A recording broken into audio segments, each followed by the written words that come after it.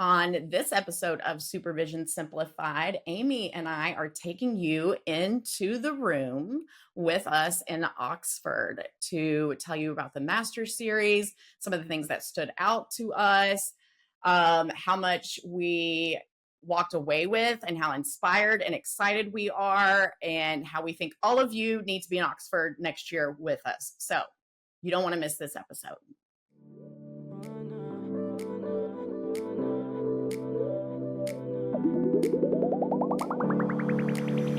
Hello there, and welcome back to Supervision Simplified. I am Dr. Amy Parks. And I am Valarie Harris. And thank you for joining us on our podcast about all things supervision. We are here to share with you today our recent experience in Oxford, England at the Masters Conference. And Valarie and I went together really primarily for the purposes of studying under Dr. Gabor Maté. But we also had an amazing experience, not only in England and at Oxford touring around, but also seeing and hearing and learning under many of the masters in our field. So we wanted to share that experience with you. We want to invite you into that experience. We want to encourage you to expand your horizons in training around the world, and tell you a little bit about that, and give you sort of an insider's look at the experience that we had, and really kind of encourage you to be in the room more often. So we want to talk a little bit about that. So Valarie, tell us about your experience and give everybody a little bit of background about how you started going to Oxford, because you're really the person that introduced it to me. Yes. So I was fortunate to have the opportunity to do some consulting work with a company called Lodic AI out of California. And they are creating an app by which the founder of the app is former military and also used to work at the RAND Corporation for many, many years. So for those who don't know, the RAND Corporation does lots of stats, data. That's just what they do. They're known for doing that. And so one of the things, he's very passionate about mental health. And one of the things that he discovered or really started to play around with is this idea of story and narrative. And for those who don't know, like the tagline for my company is where your story matters. So I'm also very story centric. And the app is one in which people can essentially tell their story, and using certain keywords or it's teaching the AI to pick up on certain things to try to determine when people are in a waning stage. So before they hit depression. So from wellness to depression, you have this period of waning. And the idea was that if the app can pick that up by their story, then it can intervene upon that during that stage with resources, interventions. And so my work was to help do some of the consulting on the trauma aspects of that. As a result of that, they invited me to work with an initiative that happens in Oxford with a non-government organization who essentially trains people and works with a lot of women and trains them on taking trauma-sensitive narratives from men and women who are coming out of war zones. So refugees, being able to take their narratives, take their stories, how to do that in a trauma-sensitive interviewing and things like that. So the funny part is when I got the email to get invited to Oxford, I thought it was Mississippi. And I realized it was Oxford. I nearly died. And it was an incredible experience. And I was surrounded by a lot of women from all over the world, attorneys, journalists, sociologists from the Ukraine who were working with military, people out of Bosnia. And that's when I discovered that although the rest of the world is often ahead of us in math and science, or at least a lot of these other countries, when it comes to trauma, they are behind. They're very behind. So on my way back from that trip 3 years ago, that's when I formed the education and consulting company. I did it in the airport because I was on fire and realized there are so many industries that don't understand how trauma works. Because I did a presentation on trauma, very brief, to help them understand how it works in the brain, and they were floored. They were like, "This makes so much sense. Nobody's ever said this like this. Why aren't they telling attorneys this and journalists?" And I'm like, you know what? I don't know. Why aren't they? So that's where it all started for me. Yeah. And so when you went to Oxford that first time, you also got the Oxford bug. I did. You started looking for anything that was happening at Oxford and paying attention to any events I that were did. occurring there. And I happened to be a huge C.S. Lewis fan. And I knew that C.S. Lewis was very well grounded in Oxford. So there was an air about Oxford that just felt like home. And I went and saw his grave. I went to the home where he wrote the Narnia series, like all the things. But then on a free day in Oxford, I was just looking for places to look at and saw a university with my maiden name on it, Somerville College. And I knew by their logo that was my family crest from Scotland. So I went to that university and I was like, "I'm a Somerville." And they were like, "What?" I toured it, talked to them, found out all about Mary Somerville, my ancestor, who was actually very instrumental in advocating for women's right to vote. She was on the women's most dangerous women's list. And the university was named after her. And at the time it was started, it was the only university in Oxford that was for women only.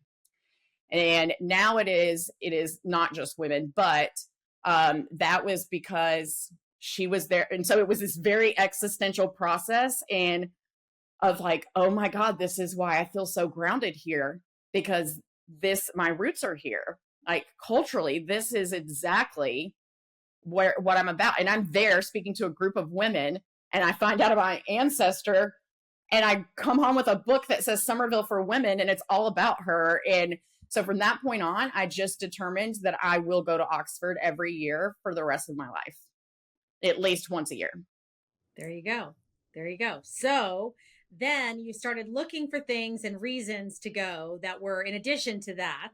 Yes. And we discovered that some of our most revered theorists, the people that we really respect and admire, and authors that we have read, and people that we have met, people that we have actually spoken beside and support, were going to be at this conference. We knew that we could train alongside them and work closely with them. And so you and I said, okay, let's go to this conference.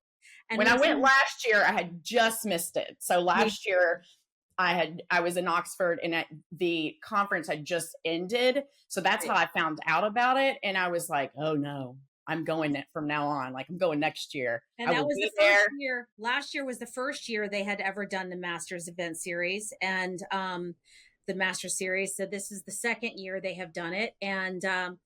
And so we both decided that we would go together, and it was amazing. So for those of you that are aware of, people in our field, so Dr. Gabor Maté was there, Dan Siegel was there, Richard Schwartz was there, John and Julie Gottman were there, Janina Fisher was there, Amy Apegia was there. Who else was there?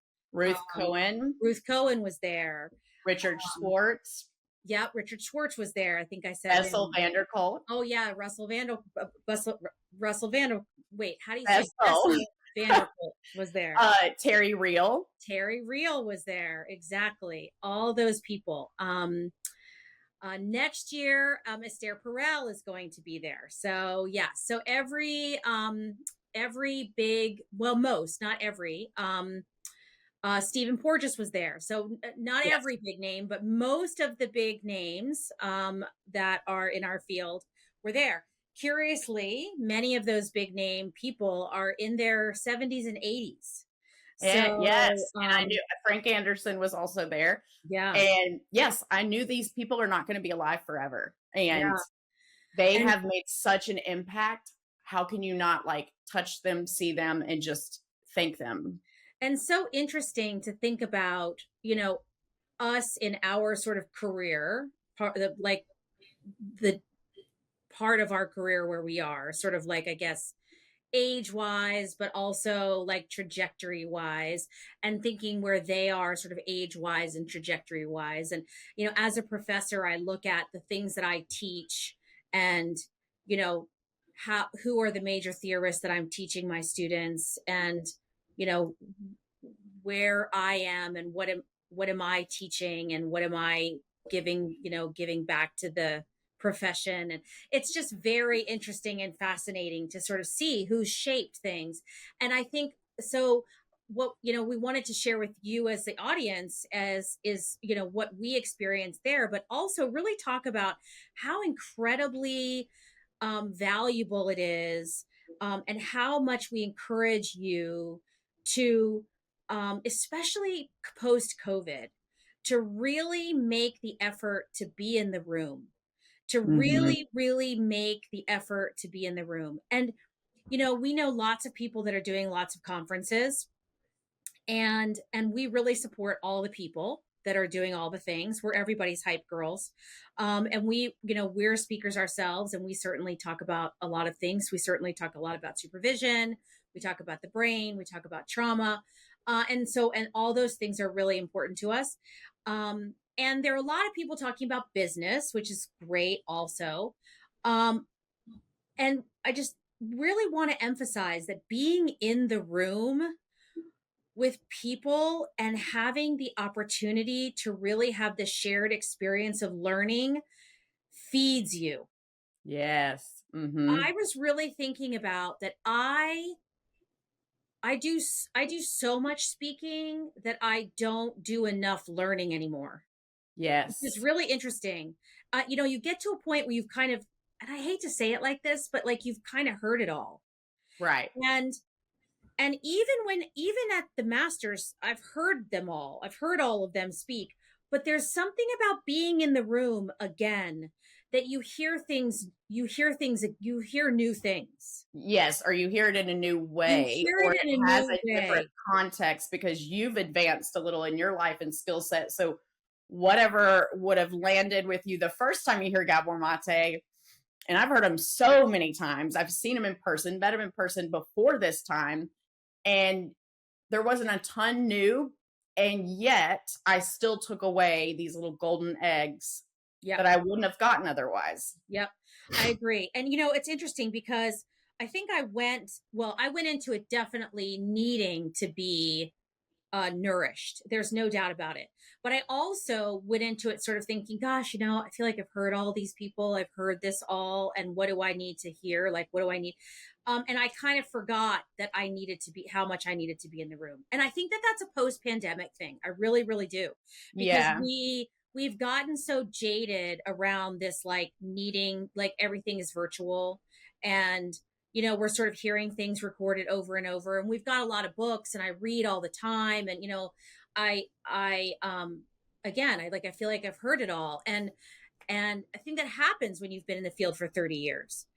Mhm. But being in the room, okay, so here's the difference between being in the room and virtual, and hearing and getting a training, and being in the room sitting next to somebody from Canada and talking to her for 4 minutes.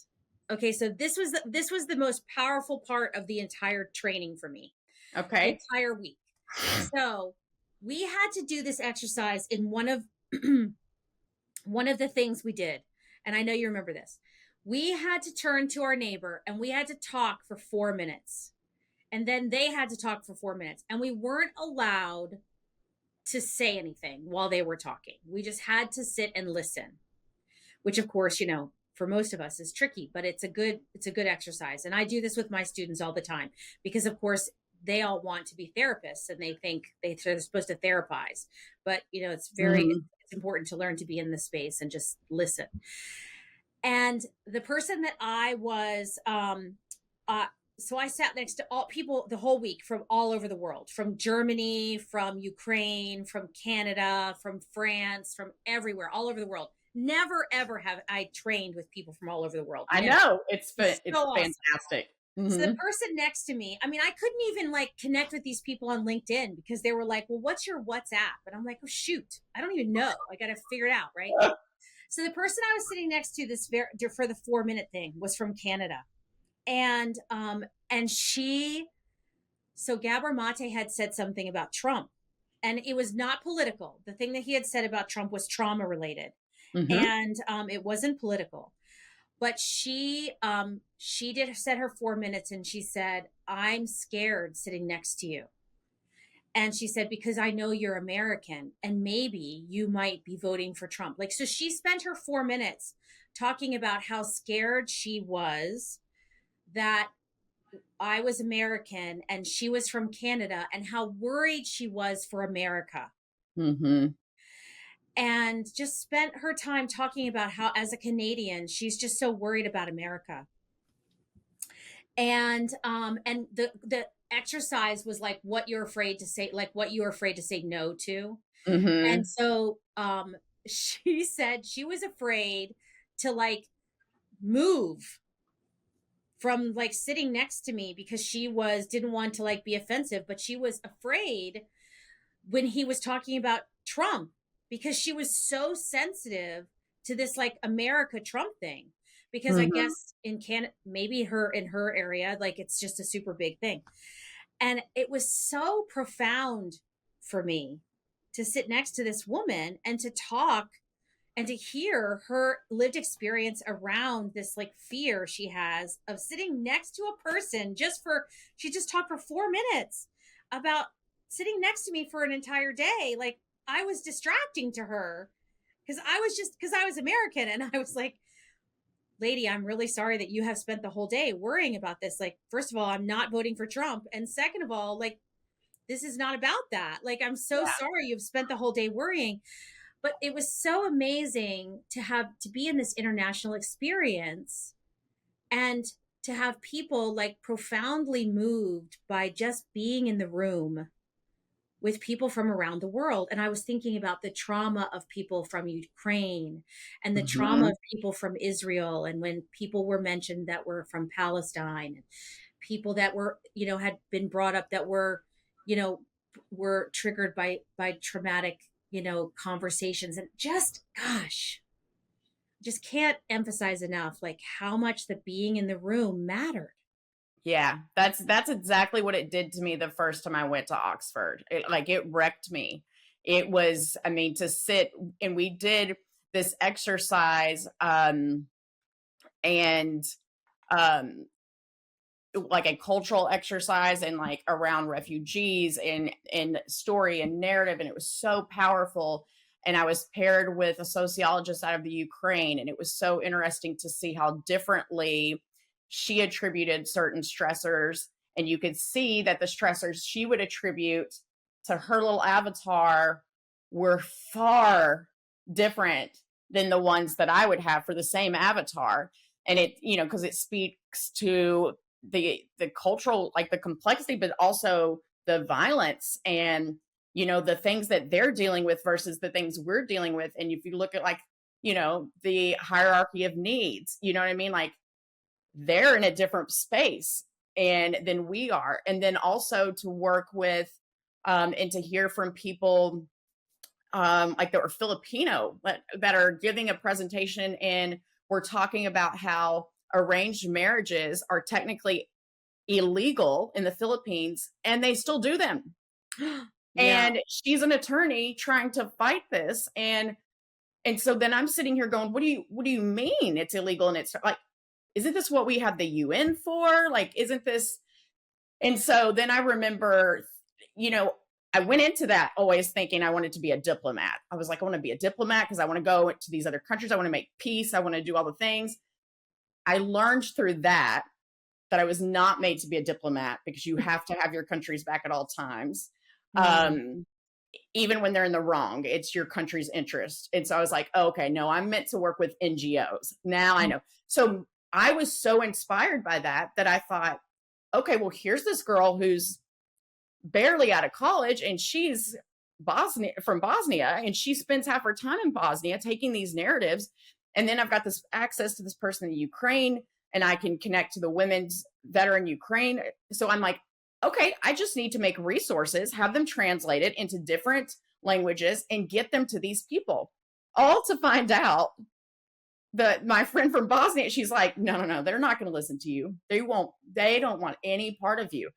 I even got set up with a meeting with someone in the Ukraine and had our friend translate, and I could see the acute trauma response, because in the Ukraine, their women are in combat and on the front lines. And so they rotate in for 14 days and they rotate out for 14 days. When they're rotating out and they're back on their base, they don't know what to do with themselves, because they're still so much in that acute state of trauma and war. And so they don't know how to get any regulation, any capacity. So I thought, well, if I can just help them do that.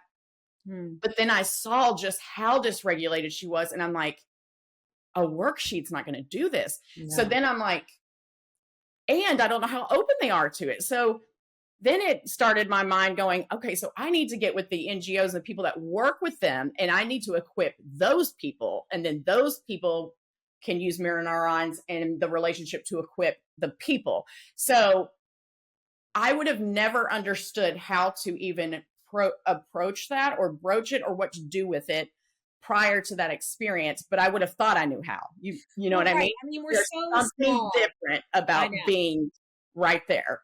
We're so small and we're so young. And then I was sitting in another thing, and then somebody, I thought this was so funny. Somebody said, gosh, we don't have any buildings like this in the United States. And I looked at her. Well, that was totally me. I feel like it was me. No, it might have been, but it wasn't you. But I looked at the girl and I said, do you understand that this floor that we're standing on is older? Just this floor alone is older than our country. Just the floor. Yeah. The first time I was there, I was like, but it's so much prettier here. And I remember a cab driver, that's what it was. He was like, well, we've been around a lot longer. It's 250 years old, just the floor. Yeah. She's like, oh, duh. I'm like, yeah, duh. Right. Exactly. So anyway, well, and so I think the thing that I really kind of want to emphasize and sort of, circle it back to our supervision focus is that, we talk a lot about, our focus is supervision, and we're talking about England, and we're talking about Oxford, and we're talking about being in the room. And I really do think that I want to emphasize how critical it is in this supervision relationship to remember that each member of that supervision relationship comes at it with this lived experience. Yes. And being in the room is about recognizing that each person brings to that experience their own background and their own lived experience. But being together and being in the room together is this beautiful, amazing opportunity to really come together and just build something incredibly powerful. And that's the thing that I think is so easily lost. And it's such an incredible opportunity that not just between supervisee and supervisor, but between supervisors, the community of supervisors. Absolutely. And that's, again, like, I have so little opportunity as a sort of, like, I don't know if I guess I could just say like an advanced clinician, or like someone who's been in the field for so long. I have so little opportunity to kind of hang with people that have been doing this work for a long time. And so to be in the room with people who knew who Gabor Maté was, who had been following him for decades, who actually had advanced trauma training, who had been working in the field for 20 years, and to sit next to them and to be able to, like, talk the talk and to really dig into something deep was so nourishing to me. I was like, I could lay down at night and just, like, go get some deep sleep.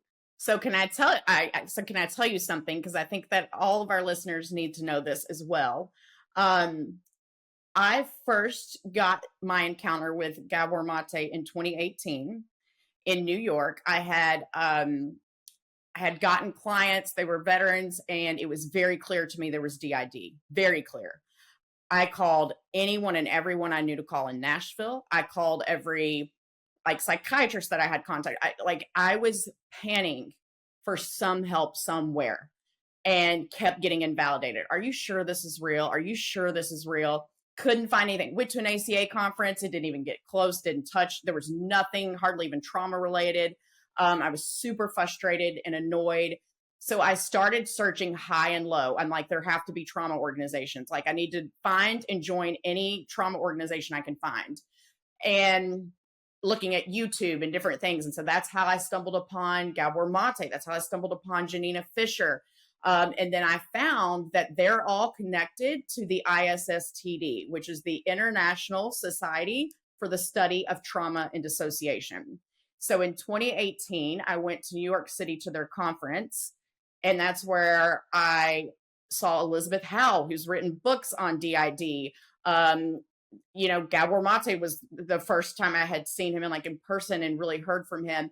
And that was my first experience that describes exactly what you're saying, Amy. Like these people, when they come to this conference, and this past year they had it in Louisville, which was fantastic, or last year it was. They come from New Zealand. They're coming from Canada. They're coming from all over the world. And I remember just Colin Ross, who's been working with DID since the 70s. And I've gone to some of their intensives. I went to an intensive for a training in Colorado. And one of the people on the panel, she was 90 something years old and helped me with a DID client where I was like, I just feel like I'm waiting for the other shoe to drop. I've been working with this person 5 years now. And she's like, no. This person is so close to completing treatment and you're just not used to that. This is very typical. This is what happens. No one could have told me these things other than these people who have been working with this for 40 plus years. And so my passion and drive, and I think you're feeling it too, who's going to pick this up when they're gone? Well, these people are so giving. They continue to do the research. They continue to take complex cases.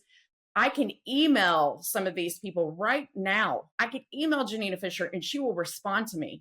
And that's the reason why we need this legacy to carry on. And that's why we need to also have supervisors in community together. We have to have opportunities for supervisors to meet on a regular basis, monthly, weekly, bi-weekly, whatever, through the clinical supervision directory or through whatever strategies they can meet. Because if you're not finding out resources like ISSTD, or you don't know about ways to connect with trainings or opportunities to, case consult, you're not getting the kind of nourishment that you need. And you're not finding out. I mean, I can't tell you how many,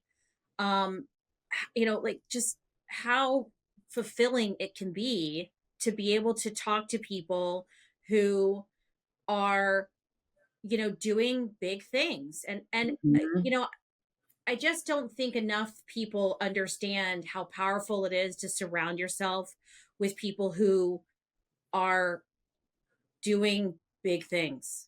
I just really don't. I just really don't. And people who are so humble. That has always been what stood out to me is, they don't do it to make the name for themselves. They are not doing it for any other reason but impact and legacy, and because they are absolutely passionate about leaving the world better than they found it. And it is so beautiful. It's what love to me really looks like. You know what I mean? It's selfless. I'm tired someday. I'm tired. I'm 44 and I get tired and I don't feel like doing things. These people are in their 70s or 80s and are there a whole day enduring selfies with people like me, signing my book, answering questions, and they have smiles on their faces. I know, it's stunning. And they're not burned out. They are not burned out. And so they have mastered the art of being in their zone of genius and making an impact and continuing to love what they do. And you can't be around that and your mirror neuron's not line up and just get infused with it. Right. We haven't even been able to have a chance to talk about my great idea for what I want to do for our podcast at the conference. Do you Oh remember yeah. what I told you, my idea? Yes, it's brilliant. I think it's brilliant. So my idea, well, I don't even want to say I it don't on think the we podcast. should not tell it. No. No, I don't want to tell it. We're going to do something amazing though in future conferences at the Masters. I think actually we should do it at more than just that conference. Yeah, Well, and that's we an will amazing be conference. speaking at it. We're going to make that happen too. I absolutely think we should, and I think we should broadcast from it. I think we could record from it because I think that there is wisdom to be gained from that international community, Absolutely. particularly that people have not tapped into, and I have a brilliant way to do it. So look for that in the future, because I think that it's a missing piece in our world. We don't hear enough from each other, and this is. I mean, just being in the Sheldonian Theater alone, the amount of diplomats that had been there. C.S. Lewis spoke there. Yeah, I mean, every king and queen. Yes, like you can't in history. You just can't. I mean, if we know that trauma is stored at a cellular level, then we also know that there's a lot of positive, great things stored at a cellular level. You know what I mean? Like we have these schemas and we have these little templates, and you walk in, and I would encourage people to leave your country, please. And not just a Caribbean. That's great. That's a start. Hop all the way over to another continent, like all the way. It doesn't have to be Europe, but it can. But it could be any other one. But I'm telling you, there's just something very different. And Oxford, to me, as an educator, first and foremost, and someone who's a lifelong learner, I just feel like I am among like-minded people in every sense. And I feel inspired. Like I am more inspired just being there. Yeah, I would agree. Which is why I'm going to go back next year again, and I'm going to try to stay even longer and work on writing a book. So give us a couple of your top takeaways. That is hard to narrow down. So like just on a personal level? No, like no. Like supervision wise or just like professionally, like professionally. So I was impressed I really enjoyed being able to see an actual compassionate inquiry session demonstrated. I had applied to do that training and was accepted. Talk about it real quick. What is compassionate inquiry? Yeah, so that's Gabor Maté's modality, and I applied a couple years ago, got in, but it's very intensive, and I just knew I did not have the capacity to do that yet. So instead I did the sensory motor psychotherapy, which was also very intensive. It was 9-month training, but I wanted to do a body-based training, and so that's why I did that. So I never fully, I have some PESI-like trainings that are compassionate inquiry, but I didn't understand what they were doing. I knew his style, I just didn't know the premise of the modality. And so being able to watch the session and then give us the kind of the context for some of the modality itself, it became very clear and apparent why they take so long to train these practitioners, which I still say I'm going to do one day. So they use, in trauma therapy, we're always looking to find a way to regulate the nervous system and to create a sense of safety. So in EMDR, it may be, a container exercise or safe place. I like to use a healing place. So some form of resourcing. Well, in compassionate inquiry, they are using the relationship as the vehicle, as the container. And so we know that the therapeutic relationship is the most powerful indicator of success in therapy. We've always known that. But what compassionate inquiry does a little differently that I really like is part of why the training is as long as it is they're really focusing on the person of the therapist.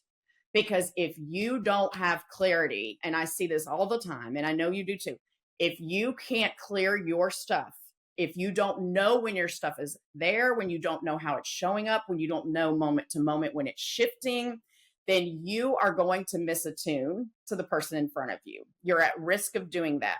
You're also at risk of speeding up the pacing or not catching a cue where you need to lean into something. So we're all at risk of that anyway. What compassionate inquiry does is it works very diligently on the person of the therapist to be able to get really good and clear on how they're showing up from moment to moment and how to work with that. So they're using the relationship and almost modulating bilaterally from the upper to lower brain. So they're going to use curiosity, but then they're going to and ask questions. So they're going to come up into the narrative, but then they'll take them into their body to see how that feels, which is very similar to sensory motor in some ways. But then they also use more self-disclosure.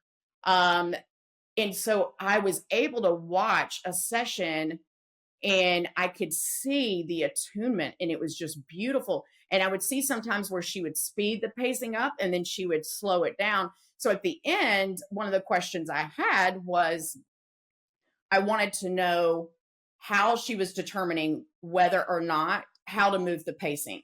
Because a lot of modalities, the pacing is very scripted. Right. This one is not. And so that can be very tricky. And so I had asked her, are you just going with your gut? And because sometimes she would have a long pause before she would ask a question. Sometimes it was shorter. So I was trying to figure out how she was determining that. I said, is it just you clearing your energy space, making sure you're really attuning before you move? And she said, yes, sometimes. She said other times it would be just the eye contact. And I could just see that she's where she needs to be. And I would just let it sit. And I would be watching for a body movement, which is a sensory motor thing.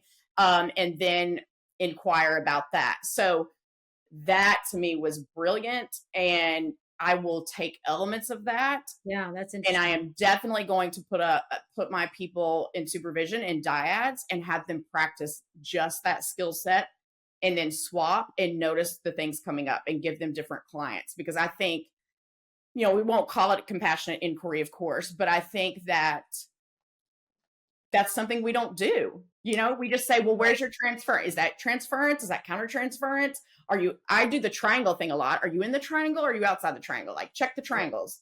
So I do the systems thing a lot, but I need to get them in their body.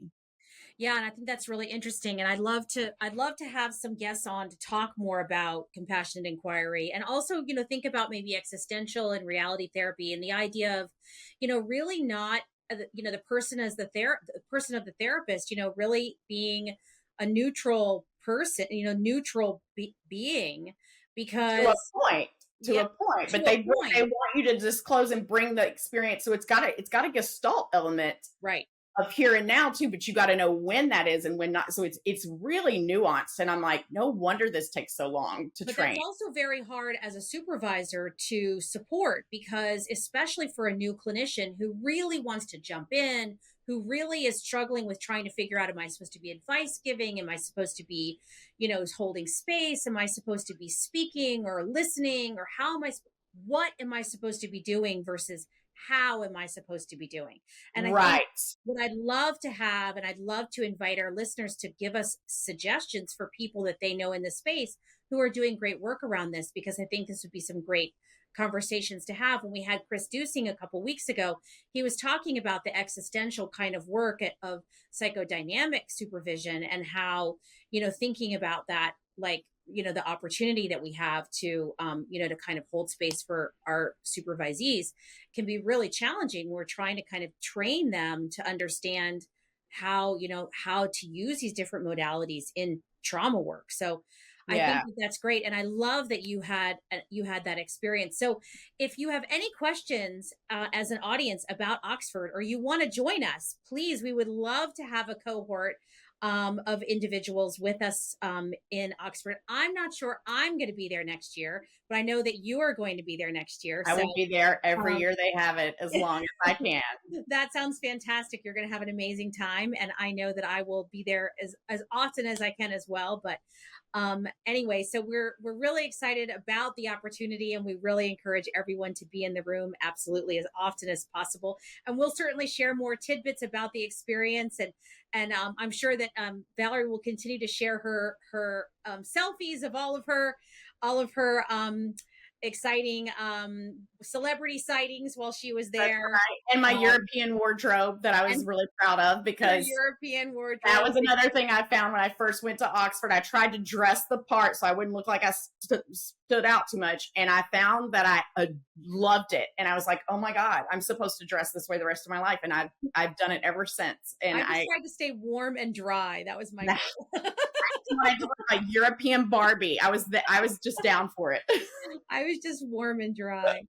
So thanks again for joining us for Supervision Simplified today. We're excited to have you. And if you have any suggestions for us, or if there's anything you'd like to hear from us, please let us know.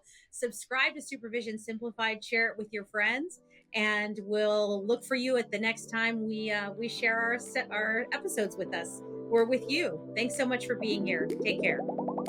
Bye. Bye.